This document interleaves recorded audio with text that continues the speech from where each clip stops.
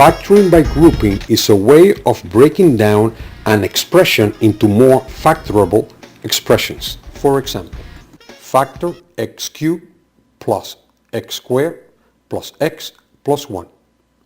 This expression does not have a common factor. It is not a difference of two squares, and it is not a trinomial. However, the expression can be separated into two binomials, x cubed plus x squared plus x plus 1. Factoring the common x squared from the left binomial, we get x squared times x plus 1. The new expression becomes x squared times x plus 1 plus x plus 1, or x squared times x plus 1 plus 1 times x plus 1. Notice now that the binomial x plus 1 is a common factor itself. Factoring again, this time x plus 1. X plus 1 times x squared plus 1. Another example, factor 12y cubed minus 4y squared plus 15y minus 5. First, separate the two binomials and factor them. Factoring the common factor 3y minus 1, the answer is 3y minus 1 times 4y squared plus 5. Another example. First, separate in two binomials.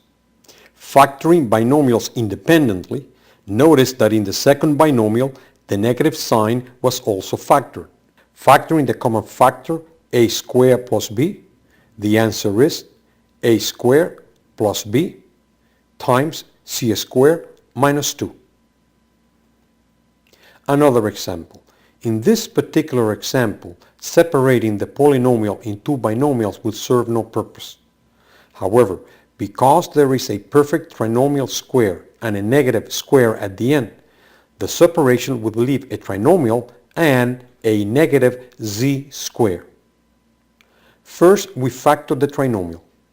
The perfect trinomial square becomes the first term of the difference of two squares, where z squared is the second term. Now, factoring the difference of two squares. Eliminating parentheses, the answer is 2x minus 3y plus z times 2x minus 3y minus z. One more example. Factor x to the 6th minus x to the 4th minus x squared plus 1. First, we separate in two binomials. Factoring binomials independently, notice that in the second binomial, the negative sign was also factored. Factoring the common factor x squared minus 1. Factor both binomials. Last term is still the difference of two squares. Continue to factor. Rearrange in descending order and square like binomials. The answer is x squared plus 1 times x plus 1 squared times x minus 1 squared. Of course, all this means is that if we multiply the three binomials, you get the original expression, x to the 6th minus x to the 4th minus x squared plus 1. Before we complete this chapter, let us set up some good steps to follow when factoring. First, evaluate each term of the polynomial and place terms in descending order. Check for common coefficients and bases. Factor out anything common using division. Second, if the polynomial is a binomial, check for negative coefficient. If both terms are squared and only one coefficient is negative, factor as a difference of two squares. However, if they are both negative, it is still a sum of two squares and it cannot be factored. Third, if the polynomial is a trinomial, first check for perfect trinomial squares.